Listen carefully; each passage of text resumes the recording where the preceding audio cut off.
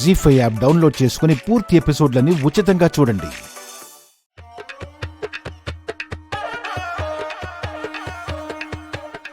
అయ్యయ్యో, ఎలా అడగాలబ్బా?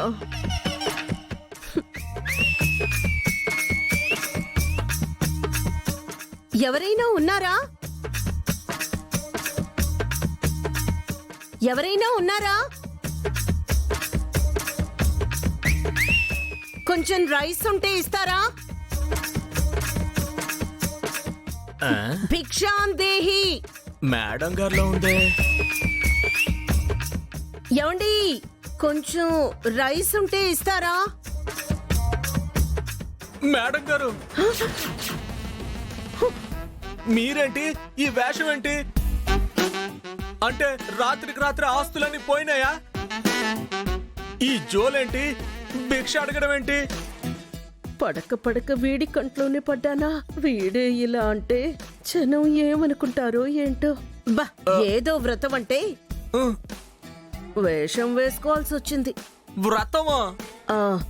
సరే, ఇప్పుడు నువ్వు అర్జెంటుగా వెళ్ళి షాప్లోంచి 1 కేజీ బియ్యం పట్టుకురా. అలాగే మేడం. వెళ్ళు.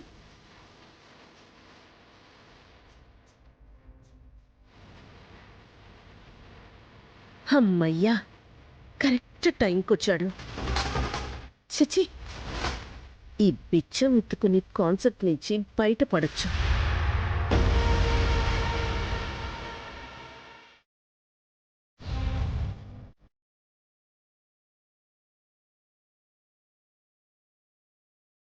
అమ్మయ్యా, ఆవిడ గారి ఆరోగ్యం కోసం నేను భిక్షమెత్తి కాపాడాలా? అయినా ఆవిడ గుండ్రాయిలా ఉంటే ఆ ఇంటి పెత్తనం నా గుప్పిట్లోకి ఎలా వస్తుంది? ఆవిడ ఎలా పోతే నాకేంటి? నా పరువు నాకు ముఖ్యం.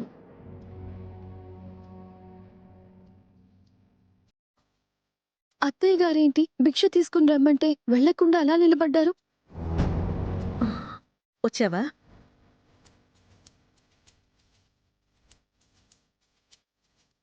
ఓపెన్ చేసిపోయి. అలాగే మేడం.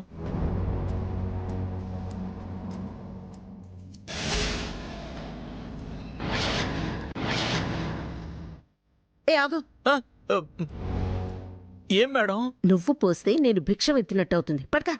అలాగే మేడం. పట్టుకో.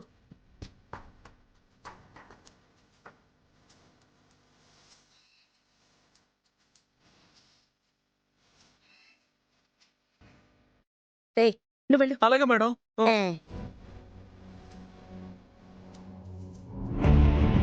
అత్తయ్య గారు నియమాలు తప్పి ప్రవర్తిస్తున్నారు. భిక్ష అనగానే అసహించుకున్నప్పుడే నాకు డౌట్ వచ్చింది. అందుకే వెనకాలే వచ్చా. ఇలా అయితే అమ్మమ్మ గారి ఆరోగ్యం ఎలా కుదుట పడుతుంది? ఇప్పుడెలా?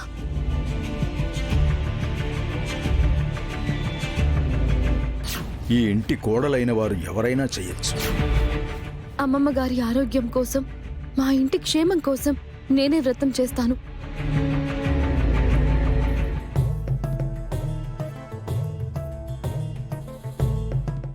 మాతా భిక్షాందేహి, మాతా భిక్షాందేహి.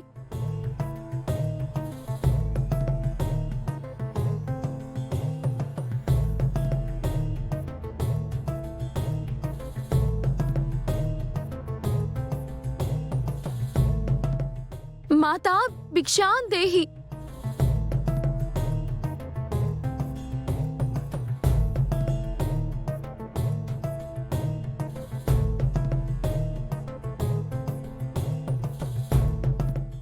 మాతా భిక్షాందేహి, మాతా భిక్షాందేహి.